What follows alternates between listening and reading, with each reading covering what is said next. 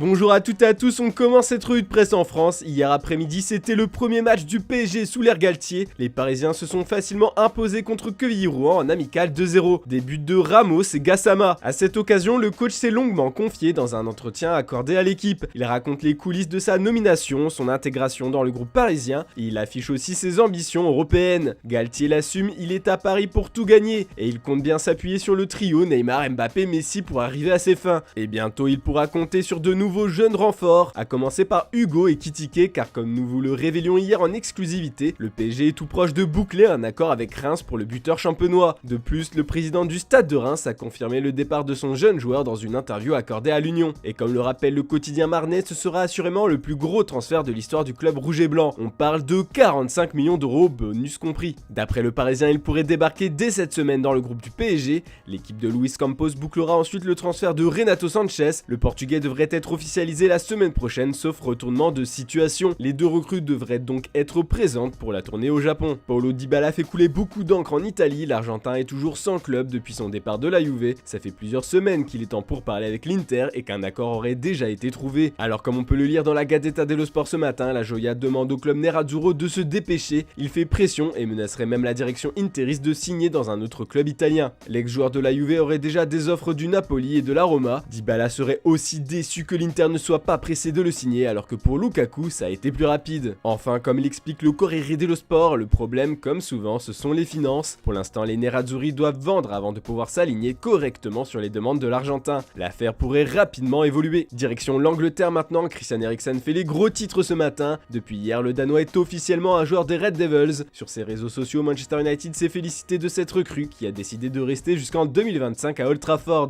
Il était libre de signer où il veut après quelques mois à Brentford.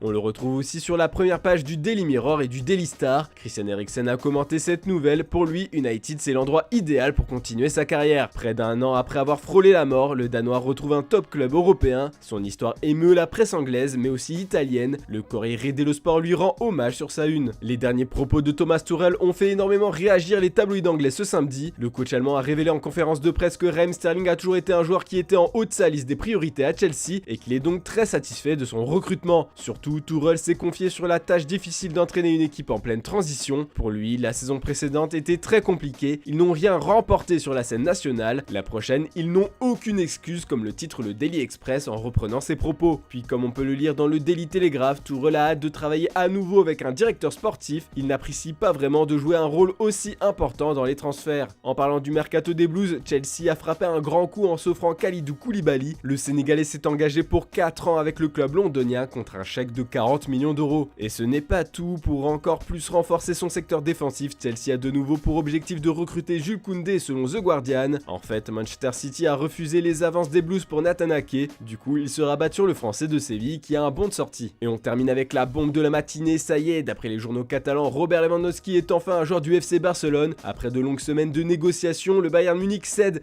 et est prêt à laisser partir le serial buteur polonais en Catalogne contre 50 millions d'euros bonus compris. La signature devrait être officialisée par les deux clubs dans l'après-midi d'après Mundo Deportivo. Lewandowski devrait signer pour 3 ans plus une en option avec les Blaugrana. Cette nouvelle a embrasé tous les médias européens, à commencer par la Gazzetta dello Sport et le Daily Star qui saluent l'enthousiasme des dirigeants barcelonais sur le dossier. Ils n'ont rien lâché. En Allemagne, comme on peut le lire dans Kicker, c'est l'extraordinaire parcours du joueur en Bavière qui est mis en avant. Voilà, c'est tout pour ce samedi. Comme d'habitude, on se retrouve demain matin pour une nouvelle revue de presse. Bonne journée à toutes et à tous.